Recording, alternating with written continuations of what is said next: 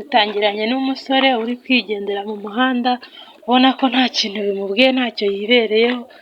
Urabona hakuno baratwereka umukobwa mwiza cyane nawe wibereye muri telefone, ariko ubona ko nawe afite ibintu asa nkaho arimo. Umuhungu bamukubise amaso urabona ko yarobye. Mbega umukobwa yiga mana! Umukobwa nawe niba yamubonye atangira kwigwangaza. Umuhungu niba yamukunze mundorere umuntu wakunze ahise atangira kwigira impumyi, yigira impumyi. Umukobwa burya twebwe dukunda gufasha, nta mukobwa wakunyuraho ukeneye ubufasha ngo akunyureho. Agenda aramufasha, yabonye ko yabuze inzira acamo, aramuyobora. Urabona ari kumuyobora nawe asa nkaho yagikunze, ati ni ikibogare nubwo gihumye ariko urabona ko yagikunze. Umukobwa arikomereza ubona ko nta kintu bimubwiye. Umuhungu urahita ubona ko nta kibazo afite ahuye na mugenzi we, ubona ko nyine yishimye bisa nkaho hari icyo yari ashaka kugeraho. Umukobwa ahita asubiza amaso inyuma, abona umuhungu yamubeshyaga ni muzima nta kibazo afite. Wa mukobwa umaze kugufasha yakubonye umukobwa yahise agaruka n'umujinya mwinshi n'urushyi ngo pi! Ni mu gihe azajya muragenda mudukinisha abakobwa b'i Kigali, mudukinisha nta soni muba mufite. Umuhungu urabona ko ntacyo bimutwaye, ntacyo bimubwiye, bisa nkaho afite icyo ashaka. Aragaruka nanone aza kumureba ngo ase nkaho amusaba imbabazi, nsanga umukobwa ntashaka kumwikoza habe namba. Aramusekera ariko urabona ko umukobwa ntamwitayeho, ntabwo tuba dushaka gukina namwe waduhungu muri Kigali, mujye mureka imikino wanyu. Ababonye ariko abahungu bo mu Rwanda ntabwo bino babikora, ntabwo bakunda ngo babe impumyi gutya.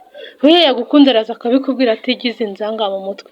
Urabona ko umukobwa ni seriye, nta bintu by'imikino afite. Abakobwa b'i Kigali turatwika, ni gutya tuba tumeze. Nimujye muradukiniraho, nimujye muba mwavuye iyo hanze. Ubona ko umuhungu abuze icyo akora, kugenda ashaka uko abigenza mu mutima. Umukobwa urabona arishimye, ari kwirira agaserifi ntacyo bimubwiye.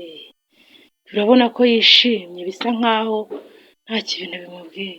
Umuhungu yahise aturuka hirya rero n'ururabo, araza bisa nkaho ashaka kumuporopoza, amuterera ivi, aramureba. Umukobwa nawe ararwakira n'umutima mwiza, ubona ko ariko bisa nkaho atishimye.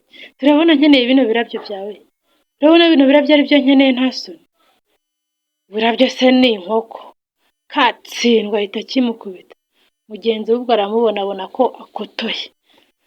Urabona umuhungu intekerezo zimubanye nyinshi, yabuze uko abigenza, arakotoye, umuceri uramenetse. Yari yakunze aremera yigira imbwa, ariko urabona ko byanze kabisa. Mwajya mumera nk'abo mu Rwanda mugatereta neza, mugateretana ukuri, mukareka kurya ifiyeri gusa. Urabona ko umuhungu byamucanze kabisa. Mugenzi we ati se niba bikuyobeye ko mfite agapangu, ese uwuhe mupangu? Bahora n'amapanza abahungu nk'aba ntabwo byabura niba amapanza. Tereka nze nkwereke. Urabona ko bisa nkaho bari kutwereka umusaza w'uruhara, agira ngo bamushyize ipasi ku mutwe, yiyegamiye ku giti byamucanze. Salama musaza, nguha akazi se? Tikaminaribi, tugiye kugenda uriya mukobwa usa nkaho umutesheje umutwe, ariko yihanganire urushyi uriya musore aragukubita. Amuhereza n'amafaranga. Umusaza ati n'ubundi nazindukiye ku ndege.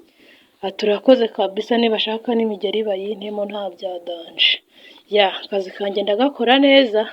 Ahita agenda yitambitse wa mukobwa, yigize umusinzi, yigize umusazi kubera amafaranga. Umukobwa ubona ko ahise agira ubwoba koko, asa nkaho akeneye ubufasha. Rotipe wacu nawe aturutse hirya, araza abona umukobwa byamucanze, yagize ubwoba ntiwamenya ko ari wa mwana wo mu bakire wifataga kwa kundi. Rotipe yaraje ahita amugwatira ati uragenda mukinira ku bakobwa b'i Kigali nta soni. Abamukubise urushyi, umusaza arirukanka.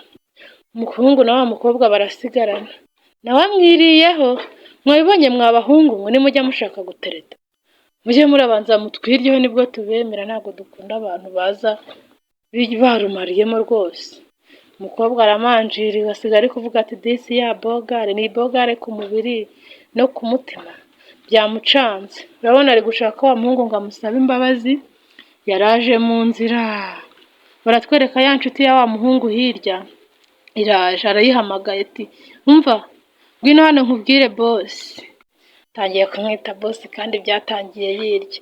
None ko nari nshaka wa mugenzi wawe bimeze bite? abamurangiye ahantu atuye. Tugenda urakata hariya ku gipangu cy'ubururu kwa Kevin uhita umanuka hepfo urabugeze.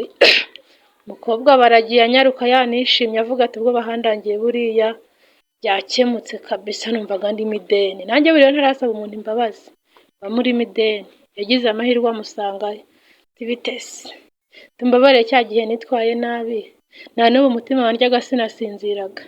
Iyo wahemukiye ibogari. Nuko arangije umuhungu abanza abitekerezaho, akana si keza ubundi bitwaye iki?